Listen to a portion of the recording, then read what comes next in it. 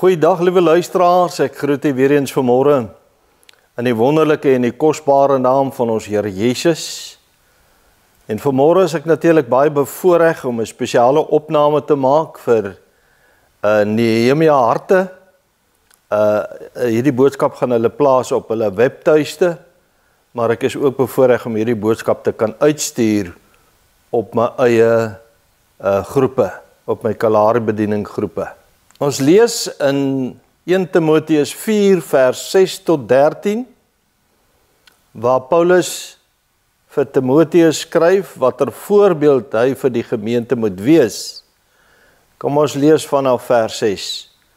As jy hierdie dinge aan die broeders voorhou, sal jy 'n goeie dienaar van Jesus Christus wees, terwyl jy jouself voed met die woorde van die geloof en van die goeie leer, waarvan jy 'n navolger geword het. Maar verwerp onheilige en oudwyfse fabels en oefen jou in die godsaligheid, want die liggaamlike oefening is tot weinig nut, maar die godsaligheid is nuttig vir alles, omdat dit die belofte van die teenwoordige en toekomende lewe het. Dit is 'n betroubare woord en werd om ten volle aangeneem te word, want hiervoor arbei ons en word ons gesmaad, omdat ons gehoop het op die lewende God, wat 'n behouer is van alle mense, insonderheid van die gelowiges. Beveel en leer hierdie dinge, laat niemand jou jonkheid verag nie, maar wees 'n voorbeeld vir die gelowiges in woord, in wandel, in liefde, in gees, in geloof, in reinheid, totdat ek kom, moet jy aanhou met voorlesing en vermaning en lering. Kom ons bid net eers saam. Ons wonderlike Vader, ons is vanmôre so bevoorreg om weer eens met u woord besig te kan wees en net by die lees van hierdie gedeelte vanmôre het ons bewus geword van hoe ons 'n voorbeeld aan ander moet stel. Dis die voorbeeld wat u deur Paulus vir Timoteus voorgehou het, gesê het, dis die wyse waarop jy moet wandel, sodat die gemeente na jou kan opkyk en sodat die gemeente jou kan navolg. Here, ons is navolgers van Christus. Jesus is ons grootste rolmodel, maar daar's mense ook wat ander mense dophou en ander mense volg. Maak vir ons sulke mense wat deur ander gevolg kan word en dat hulle Jesus in ons sal sien en daarom ook vir ons as rolmodelle in hulle lewe sal beskou. Baie dankie, ons bid dit in die wonderlike naam van Jesus. Amen. Nou vriende, ek wil net weer vir u voorhou die heel belangrikste teksvers waaroor die boodskap dan nou eintlik gaan vanmôre, en dit naamlik 1 Timoteus 4 vers 12, waar Paulus vir Timoteus geskryf het en gesê het, laat niemand jou jonkheid verag nie, maar wees 'n voorbeeld vir die gelowiges in woord, in wandel, in liefde, in gees, in geloof, in reinheid. Ek praat vanmôre met u oor, ek dink 'n baie belangrike onderwerp, naamlik 'n rolmodel in iemand se lewe. Baie mense het rolmodelle in hulle lewe. Daar's ook geestelike rolmodelle. 'n Rolmodel is 'n persoon wat ander mense, veral jong mense, as 'n ideale model beskou het om na te volg. Met ander woorde, dis iemand wie se lewe so 'n perfekte voorbeeld was in baie opsigte, dat dit byna die voorstelling van volmaaktheid geskep het en ander geïnspireer en aangemoedig het om daardie voorbeeld na te volg. As ons vir jong mense en selfs vir ouer mense sou vra of daar ook iemand in hulle lewe was wat hulle as 'n rolmodel vir hulle lewe beskou het, dan sal meeste van hulle sekerlik sê, ja, daar was so 'n persoon. Daar was iemand wat ek as 'n rolmodel in my lewe beskou het. Dat is dalk meer as een. Miskien was dit jou pa of jou ma, of jou oupa, of 'n onderwyser, of 'n goeie sportman as jy self 'n groot sportliefhebber is. Want ons hoor baie maal dat jong opkomende rugbyspelers sê, ek het die of daardie groot rugbyheld wat ek bewonder, en hy was my rolmodel. Maar dalk was daar 'n geestelike man of 'n geestelike vrou wat jy as 'n ware godsman of ware godsvrou beskou. Iemand wat 'n groot indruk op jou lewe gemaak het en dalk diep spore in jou hart getrap het. Dit was dalk 'n dominee, dalk 'n pastoor, dalk 'n gewone man of 'n gewone vrou wat waarlik die Here liefgehad het en dalk nog steeds die Here liefhet en met God wandel. En dit is baie belangrik dat daar so iemand moet wees in ander mense se lewens. Daardie man of vrou het dalk gelewe, gepraat, gebid en gelyk soos iemand wat waarlik heilig is, wat waarlik Jesus se volgeling is.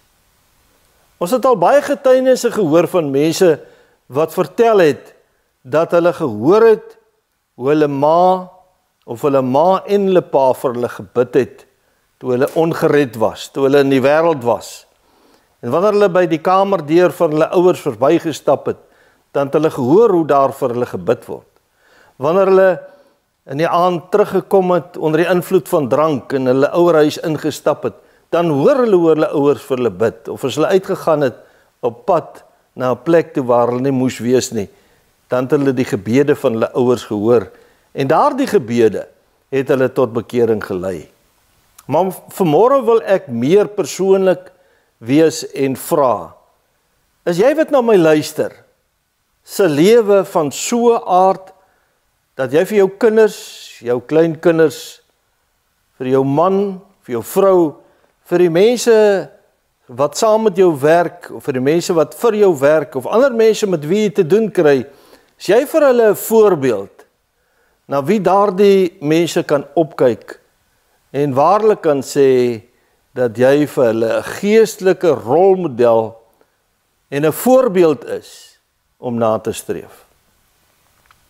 Dit het my so laat dink aan 2 Korintiërs 2 vers 15, waar Paulus skryf dat elkeen van ons as volgelinge van Jesus die aangename geur van Christendom aan almal moet versprei, aan kinders van die Here en ook aan mense wat totaal in die wêreld is. Daar staan geskryf, want ons is 'n aangename geur van Christus tot eer van God onder die wat gered word en onder die wat verlore gaan.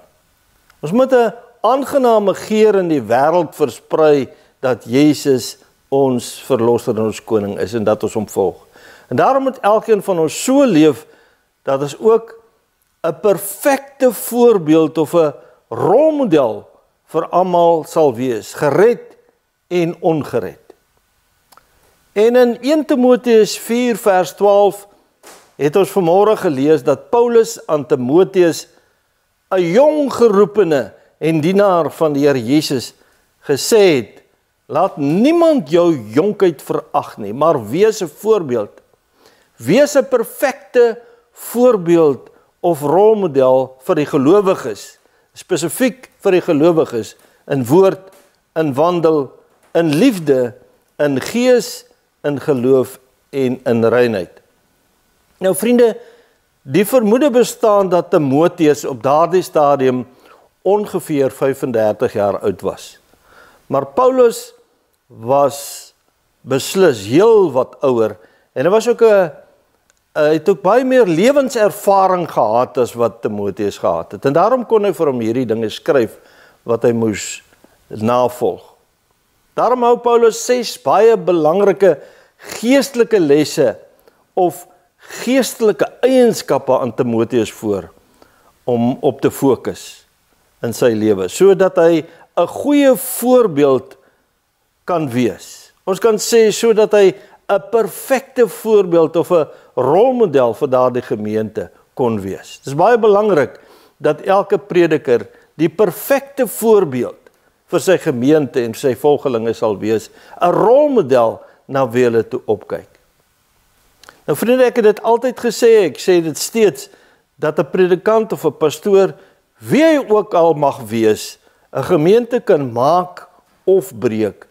As ek gesien het hoe sekere leraars suksesvol is in elke gemeente waar hulle gekom het. En ander nêrens in geen gemeente suksesvol is nie. Dit kan dalk spreek van hulle geestelike standaard of hulle vermoë om 'n gemeente te lei, maar ek dink meer dit het te doen met geroepenes se geestelike standaard. In aanloop tot hierdie 6 baie belangrike geestelike lesse of geestelike eienskappe wat Paulus aan Timoteus voorgehou het, sê hy ook nog 'n paar belangrike dinge aan Timoteus, waarop ek net vinnig wil fokus, daar die eerste paar verse vanaf vers 6 tot vers 11. 1 Timoteus 4 vers 6 tot 11.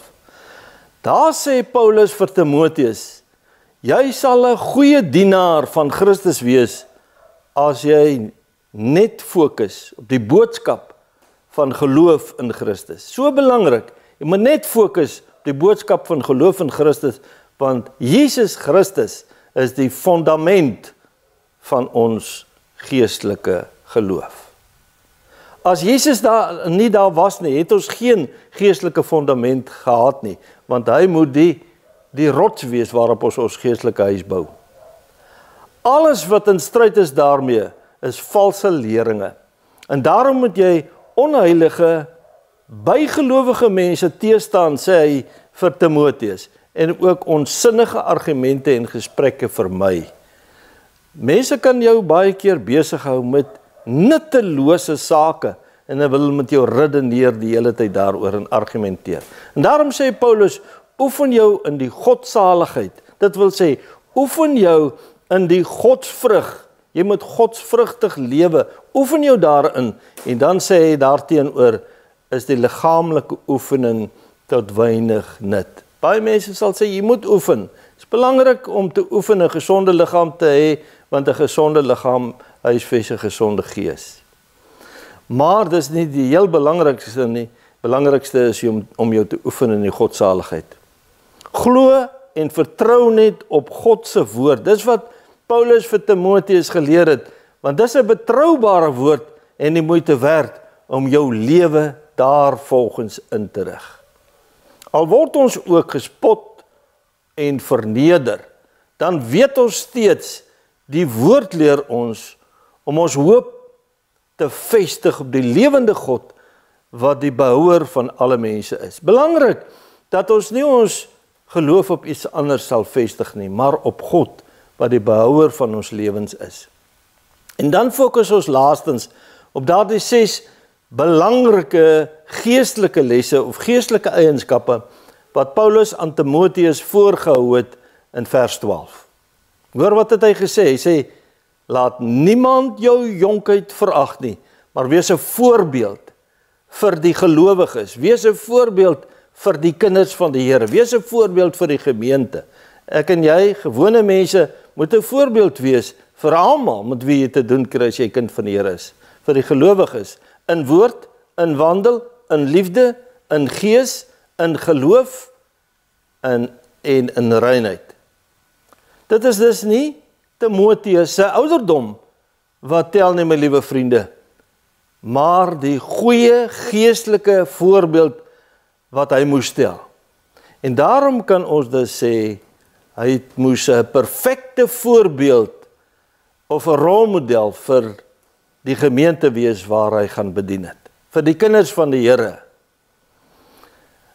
Dieselfde geld ook vir elke ander kind van die Here, want baie kinders van die Here of ander mense, gewone mense sê, nee, dis die dominee wat die voorbeeld moet stel. Nee, vriend, ons maak 'n fout. Elkeen van ons moet die voorbeeld stel. Ook vir jou en vir my is dit van toepassing, want dis nie ons ouderdom wat saak maak nie, dis nie ook nie ons geestelike kennis of ons intellek wat saak maak nie, maar die geestelike voorbeeld wat ons aan ander stel, dis dit wat saak maak, want sonder dat ons dalk besef is ons of word ons 'n geestelike rolmodel vir iemand wat na ons opkyk, vir iemand wat ons voorbeeld volg sonder dat ons dit besef, jou kinders, jou kleinkinders en ander mense, wat hoor hoe jy praat, wat sien hoe jy leef, en hulle volg jou voorbeeld.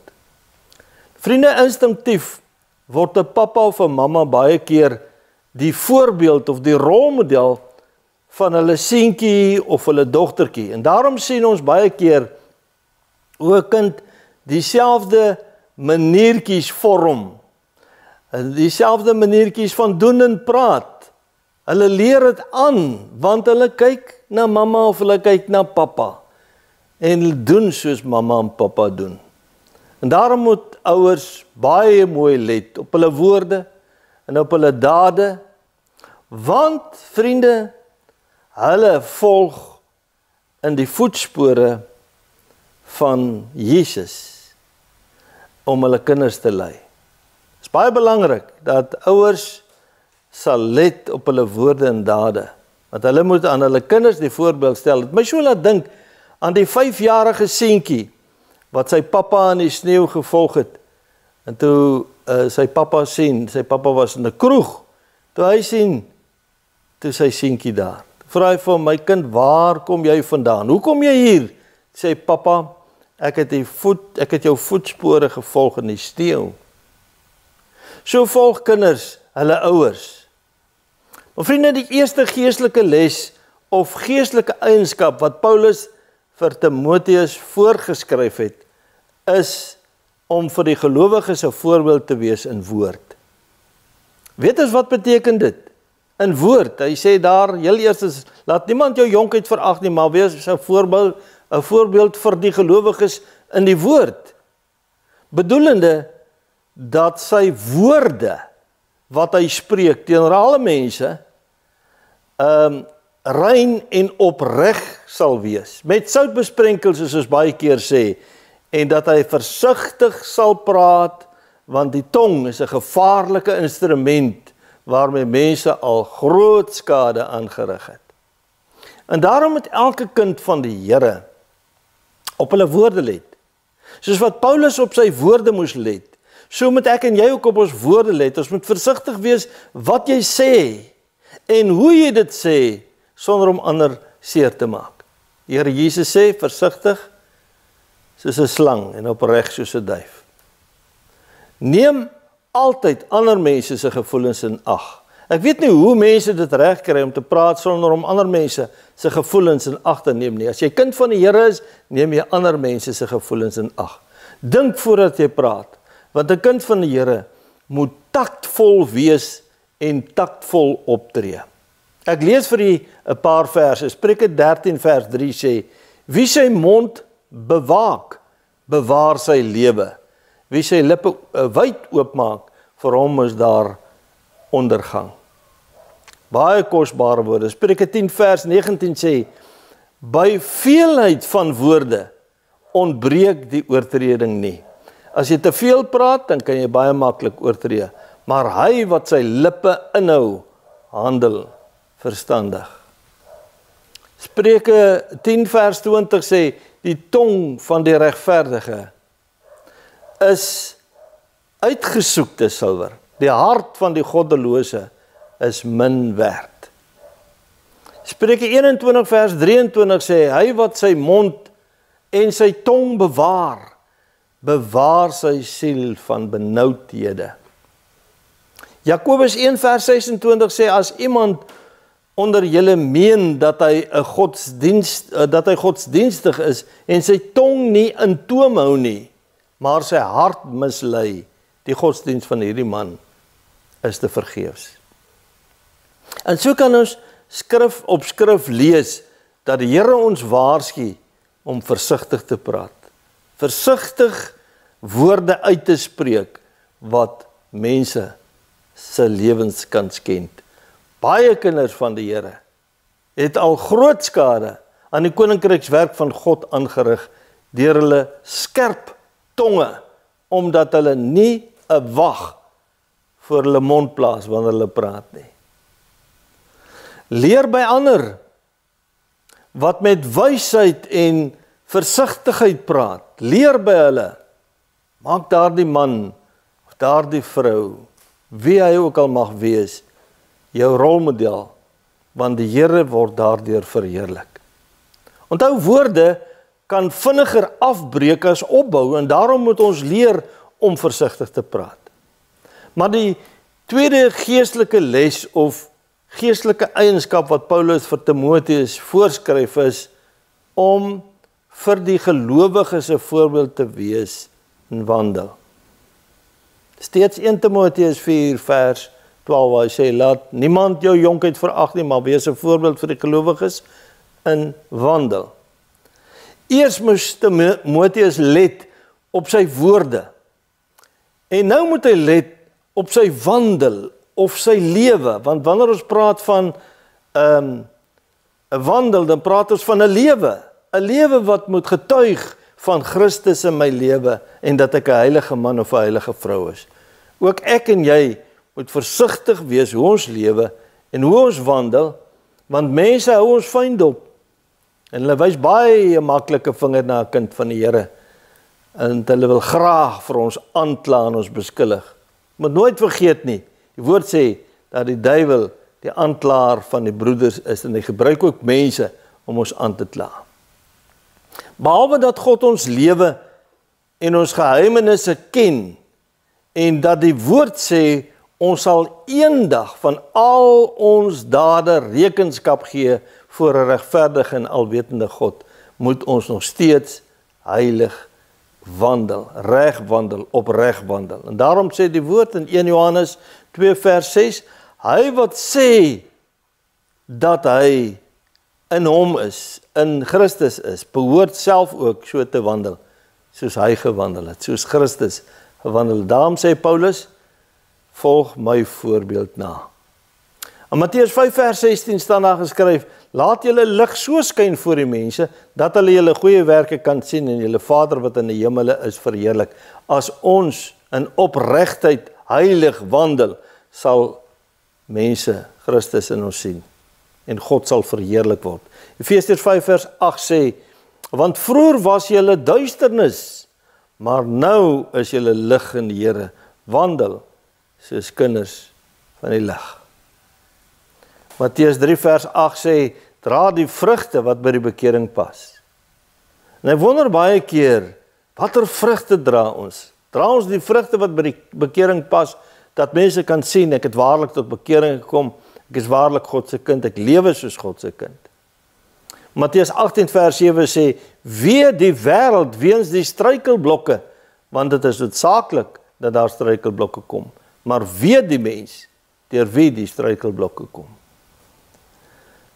Nou vriende, die derde geestelike les of geestelike eienskap wat Paulus vir Timoteus voorskryf is om vir die gelowiges 'n voorbeeld te wees in liefde. O, so 'n belangrike saak waaroor ons moet praat. Hy sê, daar staan in 1 Timoteus 4 vers 12, laat niemand jou jonkheid verag nie, maar wees 'n voorbeeld vir die gelowiges in woord, in wandel en in liefde.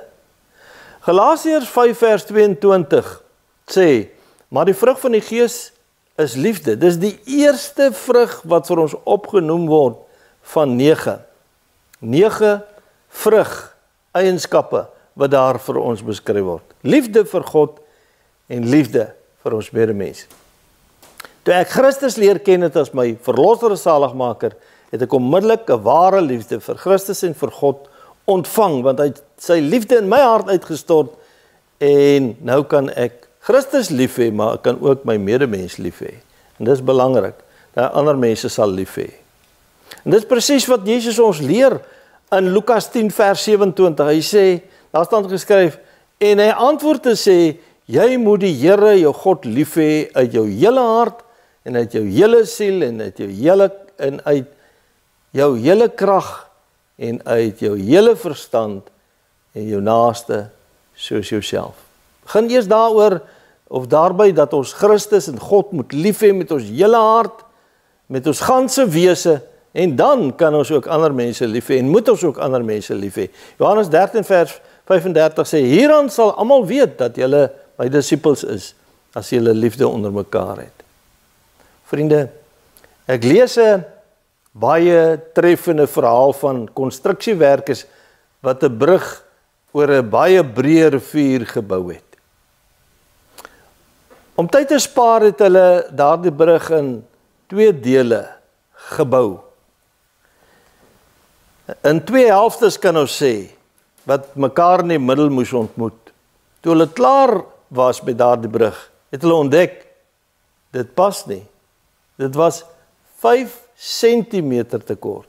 Nou, 5 centimeter klink nie baie nie, maar dit moet pas. Dit was 5 centimeter te kort. Hulle sê, en die vaardigheid van die bouers kon daardie klein gapingkie nie vul nie. Ewig ontsteld stuur hulle vir die argitek 'n boodskap en hulle wag angstig op sy antwoord. Toe die antwoord kom, was hulle verbaas, want dit het net gesê, wag tot môre middag 12:00. Die volgende dag 12:00 het almal verbaas toegekyk hoe die hitte van die son die metaal laat uitsit totdat dit seksie vir seksie begin inpas. En toe was daardie opening, daardie gaping nie meer daar nie. Vriende, so moet ons besef vanmôre, liefde los die grootste probleem in ons Christus gesentreerde lewe op. As ons met liefde optree teenoor ander mense, dan kan dit die grootste probleem oplos. Iemand wat die liefde van Christus uitlewe, is 'n voorbeeld en 'n rolmodel vir ander. Dit moet ons altyd onthou. Mense kyk na hoe liefdevol jy optree, of hoe liefdeloos jy optree.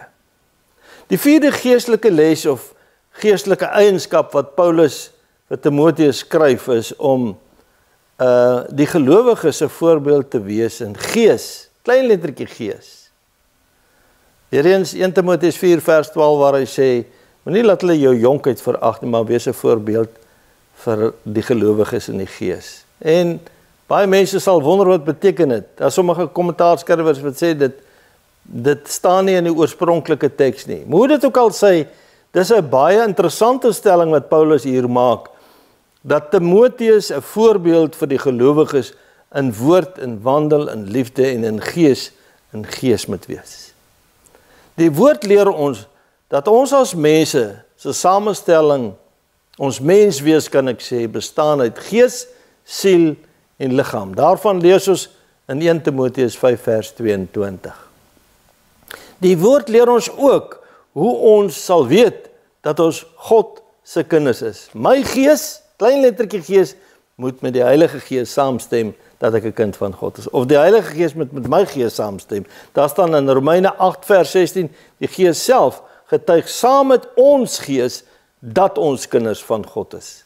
Klein lettertjie gees. So Paulus skryf vir Timoteus, en met 'n voorbeeld wees ook in gees. Die woord leer ons ook dat ons die Here in gees, klein lettertjie gees, aanbid. So is baie belangrik dat ons dit sal verstaan. Ons moet geestelik lewe en God in die gees aanbid. Johannes 4 vers 24 sê, God is gees en die wat hom aanbid, moet in gees en waarheid aanbid.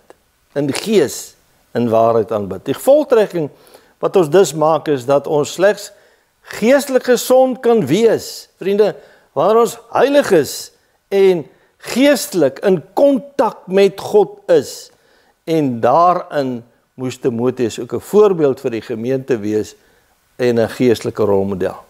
Nou lees ek vir die 1 Timoteus 5 vers 23 wat sê, en mag hy die God van vrede, van die vrede, julle volkome heilig maak, en mag julle gees, klein lettertjie gees, en siel en liggaam geheel en al onberispelik bewaar word by die wederkoms van ons Here Jesus Christus.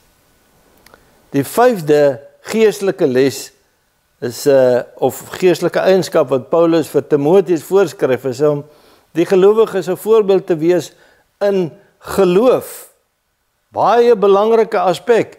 En hy weer eens 1 Timoteus 4 vers 12 wat sê, jy moenie net in die woord en wandel liefde en in die gees 'n voorbeeld vir hulle wees, maar ook in die geloof. Nou vriende, enige geestelike leier moet in die geloof sy volgelinge kan lei. En dis wat Paulus van Timoteus verwag het. Hoe preek jy verander van geloof in Christus en om in krisistye steeds in die geloof vas te staan en op God te vertrou, al wankel die berge en al waggel die aarde, as jy self twyfel? Hoe preek jy verander? Hoe sê jy verander? Hulle moet vas staan in die geloof, maar jy twyfel self. In Psalm 46 vers 3 staan dat daarom sal ons nie vrees nie, al waggel die aarde en al wankel die berge weg in die hart van die see. 'n man van geloof, 'n vrou van geloof, sal ander in donker tye kan lei, om alle vrees en onsekerheid te oorwin. Ons leef in 'n tyd van onsekerheid en daar's baie vrees by mense. Maar ons sal hulle net kan lei om die vrees en onsekerheid te oorwin met onwankelbare geloof in Christus, wat ons enigste toevlug is as ons dit ook leef en glo. Hebreërs 13 vers 6 sê, daarom kan ons met alle vrymoedigheid sê, die Here is vir my helper, ek sal nie vrees nie, wat sal 'n mens aan my doen? Vriende, toe die geallieerde magte tydens die Tweede Wêreldoorlog deur Duitsland beweeg het, het hulle huisies en gehuggies deursoek vir skerpskutters. En in een van daardie bouvallige huisies waarby hulle afgekom het, sê hulle, het die slagoffer met iets teen so 'n rowwe muur 'n ster van Dawid uitgekrap. En 'n treffende boodskap daarby geskryf, en daar het gestaan, ek glo in die son, selfs wanneer dit nie skyn nie. Ek glo in liefde, selfs wanneer dit nie bewys word nie. Ek glo in God, selfs wanneer hy nie praat nie. Dis geloof. Ek glo in God, selfs al kry ek nie die antwoorde nie. Die laaste gedagte wat Paulus vir Timoteus voorgeskryf het, is om vir die gelowiges 'n voorbeeld te wees in reinheid. 1 Timoteus 4 vers 12 se laaste opdrag is, wees 'n voorbeeld vir die gelowiges in reinheid. Iemand wat Godvreesend wandel, sal altyd rein hart begeer. Ook 'n rein gedagte begeer, soos Dawid. Dawid het gesondig, maar hy het 'n rein hart begeer na die tyd. Hy het sy sondes bely en vir die Here gesê, Here, skep vir my 'n rein hart. Kom ek lees dit vir u, Psalm 51 vers 11 tot 13. Verberg u aangesig vir my sondes en delg uit al my ongeregtighede. Skep vir my 'n rein hart, o God, en gee opnuut in die binneste van my 'n vaste gees. Verwerp my nie van die aangesig nie, en neem u Heilige Gees nie van my weg nie.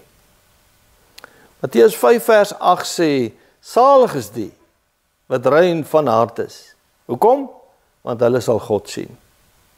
Jy sal God sien, jy sal God ervaar as lewend, kragtig, as 'n werklikheid, wanneer jy rein wandel, heilig wandel voor God. Ek het baie jare terug die verhaal gehoor van 'n sendeling wat op 'n eiland waar kannibale gewoon het, gaan sendingwerk doen het. Sy sendingorganisasie het hom daarheen gestuur. Hy het vir jare onder daardie mense gewoon. In die begin het hy vir hulle van Jesus getuig en het gou besef, hulle gaan hom doodmaak. Maar sy sendingorganisasie het hom nie teruggetrek nie, hy het gebly daar, vir jare. Hy het gesterf op daardie eiland. Toe kom 'n volgende sendeling in sy plek. Toe die volgende sendeling daar kom, toe getuig hy van Jesus. Toe sê daardie eilandbewoners, ja, ons het hom ontmoet. Hulle vat hom toe na hierdie eerste sendeling se graf toe en sê, hier lê die Jesus van wie julle ons vertel. Vriende, so met ons lewe. Jy wat sê jy's 'n kind van die Here, moet so lewe dat ander mense 'n voorbeeld in jou sien wat hulle wil navolg, dat jy vir ander mense 'n rolmodel sal wees. Iemand wat so lewe soos daardie man gelewe het, spreek van 'n man met 'n rein hart en 'n rein lewe. My vraag is vanmôre, ons sê so maklik ons is kinders van die Here. Is jy regtig 'n man en 'n vrou met 'n rein hart en 'n rein lewe? Dit was Paulus se opdrag aan Timoteus, om 'n voorbeeld te wees vir die gemeente. En om 'n rein hart, 'n rein lewe te hê. Is jou hart rein, is jou gedagtes rein, is jou lewe rein, maak seker dat jy op die regte standaard met God is. Ons kan nie met God speel nie. Ons sal eendag elkeen vir hom rekenskap gee van al daardie dinge wat ons in die geheim gedoen het, wat God se hart bedroef het en wat gemaak het dat ons nie vir ander 'n voorbeeld kon wees nie. Dat ons nie vir ander 'n rolmodel kon wees nie. Mag die Here genade gee dat ons gehoorsaam sal wees aan God se woord. Amen. Kom ons bid saam. Here, die woord is kosbaar, die woord is duidelik. Ons sê dankie vir die voorbeeld wat ons gevind het in 1 Timoteus 4 vers 12. Toe Paulus vir Timoteus gesê het, waarna moet hy kyk? Watter eienskappe moet hy leef sodat ander 'n voorbeeld in hom kan vind en dat hy vir hulle rolmodel sal wees wat die geestelike saak betref. Maak ons ook geestelike voorbeelde en rolmodelle vir ons kinders, vir ons familie, vir ons vriende, vir die mense wat saam met ons werk, vir elkeen met wie ons skouers skuur. U genade, Here. Bid dit in Jesus se naam. Amen.